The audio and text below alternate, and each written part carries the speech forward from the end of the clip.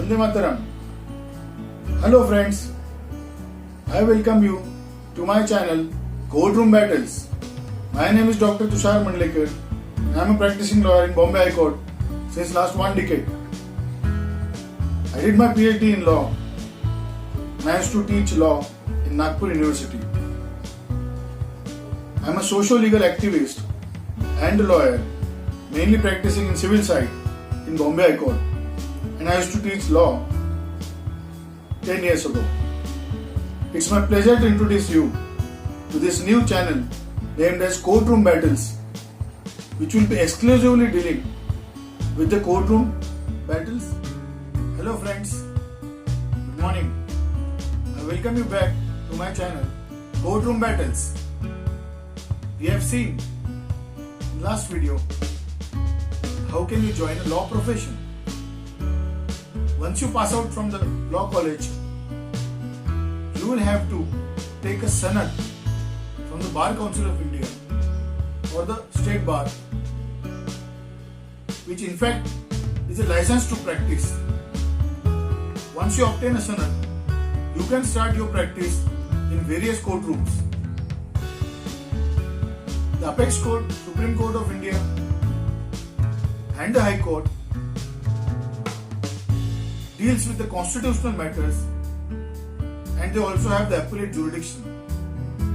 But apart from these two top courts, we have several tribunals in India. So the opportunity of a lawyer to practice in India in these tribunals is widely open. Any fresh lawyer coming out of the law school after obtaining a sanat can always practice in any court in India. So today we are going to see the opportunities for a young lawyer to practice in various tribunals apart from High Court and Supreme Court. So there are almost 25 tribunals in this country which we will be dealing with today in this particular video. One, the first is Industrial Tribunal Act. The industrial tribunals are created in order to deal with the labor problems or the problems of the industries. And these tribunals are created under a specific act, Industrial Dispute Act 1947.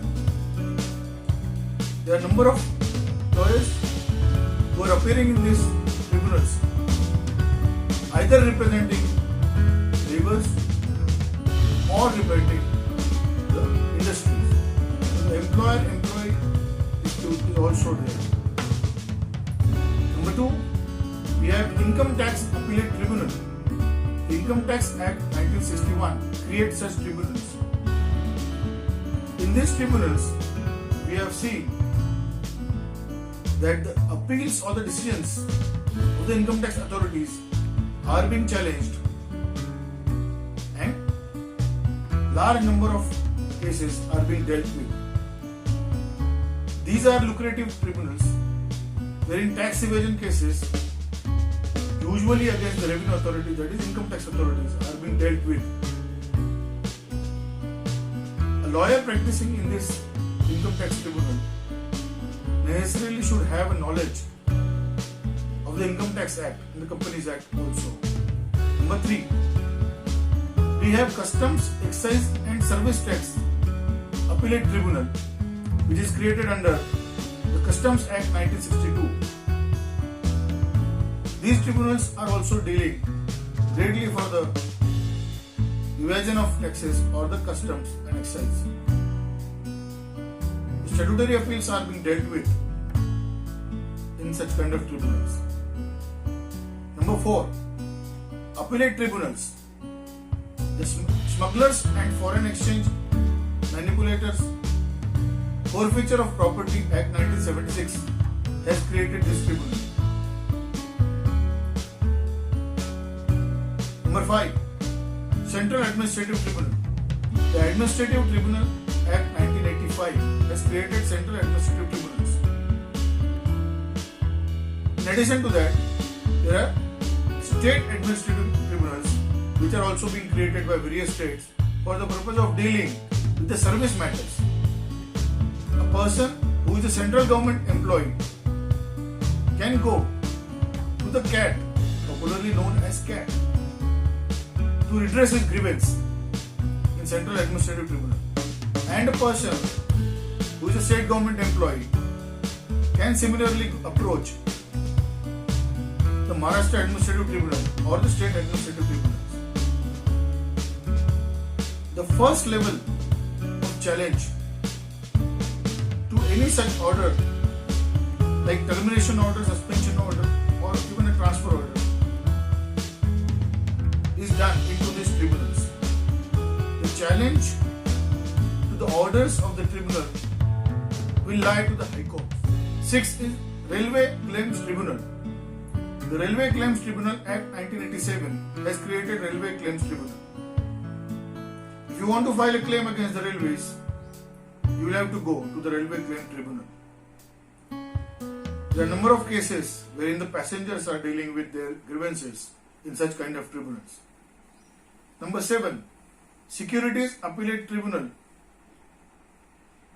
This is also a very important tribunal which is created under the SEBI Act 1992. The Securities and Exchange Board of India Act 1992 was created. This is mainly dealing with the share market situation. We all must have seen that there were frauds into the share markets, and there is a regulatory authority called as SEBI. The SEBI gives guidelines for the operation of the share markets. In Bombay and Delhi we have markets. So any disputes related to such kind of things are being dealt with the Securities Appellate Tribunal. Number 8, Debts Recovery Tribunal. The Recovery of Debts due to Banks and Financial Institutions Act 1993 has created this tribunal. It is popularly known as DRT. And number 9 is Debt Recovery Appellate Tribunal under the same act. This tribunal, in fact, is working for the recovery of dues. A person who is a creditor and a person who is a borrower, they are basically fighting their battles in this tribunal. Large number of people are taking loans, finances from the banks and banking institutions. But it is found and observed that these loans are not being paid. So at that particular time, the Debt Recovery Tribunal comes into picture. The order passed by this tribunal can also be challenged into the High Court. So mostly financial debts which are required to be recovered and the nature of dispute related to those debts are being dealt with by these debt recovery tribunals. Number 10, Airport Authority Tribunal. The Airport Authority of India Act 1994 has created this tribunal, and the matters related to the airports are being dealt with. Number 11, Telecom Dispute Settlement and Appellate Tribunal, which is popularly known as TDSAT. This is created under the Telecom Regulatory Authority of India Act 1997. The TDSAT is dealing with the disputes related to telecoms. We have seen that large number of telecom companies are approaching with their disputes to this TDSAT, and the matters related to telecom are being dealt with. Number 12 is Appellate Board, which is created under the Trademarks Act 1999. Number 13 is NCLT, it is National Company Law Appellate Tribunal. This tribunal is formed under the Companies Act 2013. This is a very popular tribunal wherein the companies are approaching.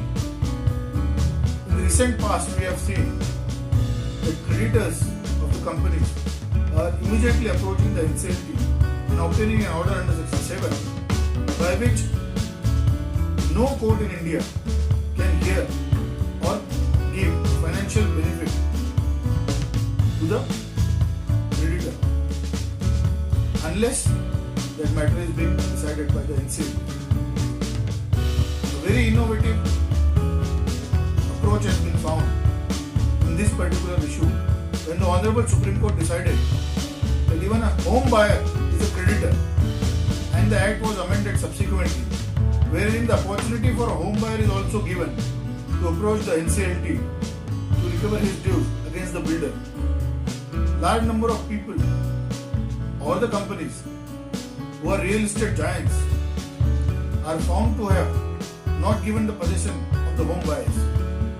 So apart from the company and their disputes, we have found that the home buyers are now also innovatively approaching the NCLT. The number 14 is the Appellate Authority for Advance Ruling. This is created under the Income Tax Act 1961, and this is also a technical tribunal, but will have to be dealt with by a knowledgeable person having a knowledge of the Income Tax Act. Then number 15, the Film Certification Appellate Tribunal. This is created under the Cinematographic Act 1952. We have seen there are disputes related to the films and the film industry. So the Film Certification Appellate Tribunal is also working. So some kind of glamour is also available to a law profession. You can approach this tribunal also. 16. National Consumer Dispute Commission, New Delhi. This Consumer Commission is created under the Consumer Protection Act 1986, and it has an original jurisdiction as well as appellate jurisdiction. Dear friends, we all know that the consumer issues are being propped up every day. So you would love to appear before these consumer courts. There are three types of courts. The hierarchy of the consumer forums is District Consumer Forum, State Consumer Commission, and the National Consumer Commission. In 1986, this Consumer Protection Act was brought into force, wherein special forums are created for the purpose of redressal of the grievances of the consumers. A person or a citizen or even a firm, if aggrieved by the deficiency of service or the unfair trade practice, then he can approach the consumer forums. The jurisdiction of the district forum is up to 20 lakhs. The jurisdiction of the state commission is from 20 lakh to 1 crore. And the jurisdiction of the National Consumer Dispute Redressal Commission, popularly known as NCDRC, is above 1 crore. And mind well, this is under the Consumer Protection Act 1986. The new act which was passed by the Parliament in 2019 is yet to come in force because the regulations are still not created. But newcomer lawyers love to approach and appear before these forums. The National Commission is being headed by the retired Supreme Court judge, and there are judicial members and non-judicial members, and they are dealing with the original jurisdiction of hearing the consumer complaints as well as the appellate jurisdiction. The powers of the National Commission are under Section 21.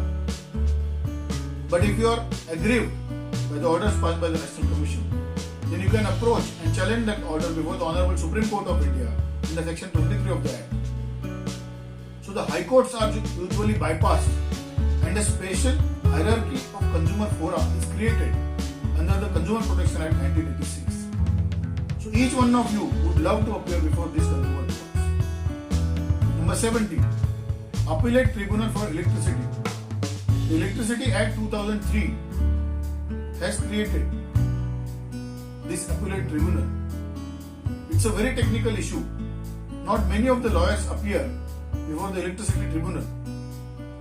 There are state regulatory commissions, that is MERC for example, in Maharashtra. In Maharashtra Electricity Regulatory Commission. Different states have enacted their own commissions, and these regulatory commissions decide the tariff of the electricity, as well as they also decide the dispute between the generating companies or the distribution companies. The Electricity Act 2003 has virtually made the doors open or anybody to enter into the power sector. But these are the tribunals which are also very powerful in nature. You will have to read a lot. 18. Armed Forces Tribunal. The Armed Forces Act 2007 has created the Armed Forces Tribunal. This is related to the disputes of the armed forces, and this is also a specialized tribunal. Number 19 is National Green Tribunal, popularly known as NGT. This is being headed by the retired Supreme Court judge. The head office or the principal bench of the NGT is in New Delhi, but there are different branches or the benches spread over India. This National Green Tribunal is mainly dealing with the issues related to the environment, the Environmental Protection Act, and the issues related to the protection of the forest or the nature or the environment are being dealt with by the NGT. Usually, you must be knowing about the fact that the environmental clearance is required for various projects in this country. So there are state boards, pollution control boards in every state which are involved in public hearings or grant of environmental clearances.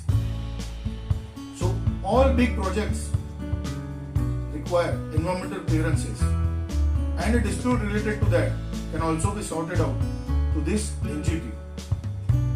Secondly, the protection of the flora and fauna. The forest is also being dealt with the NGT. So if you are a nature lover, or if you have some sort of inclination towards the protection of the environment, you would love to appear before this National Green Tribunal. 20. Employees Provident Fund Appellate Tribunal. This is created under the Employees Provident Fund Act 1954. So if you are dealing with the Employees Provident Fund, you will appear before this tribunal. 21. The Appellate Tribunal for the Foreign Exchange. So this tribunal is also very lucrative in nature. The cases related to FERA and FEMA are being dealt with into the Appellate Tribunal of the Foreign Exchange. We have seen large number of companies are being involved, or large number of NGOs are being involved in getting the foreign funds.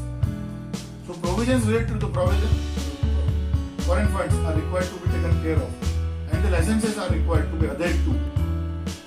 So foreign exchange is a big issue when the economic policies of this country are being dealt with, and the FDI is introduced now, that is foreign direct investment. So large number of people are committing mistakes and offences. So this Appellate Tribunal for Foreign Exchange is also an important appellate tribunal. 22. National Highways Tribunal. This tribunal is created under the control of National Highways, Land and Traffic Act 2002. This is dealing with the issues of the national highways and any disputes related to that.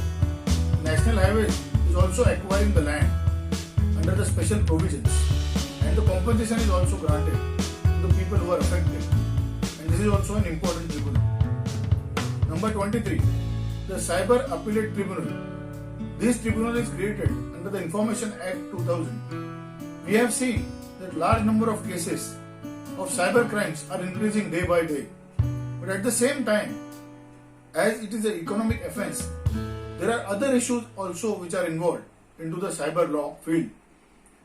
If a person who is affected by the phishing act or by the attack of a cyber activist and an amount is being stolen from his account, then he has to also lodge a complaint.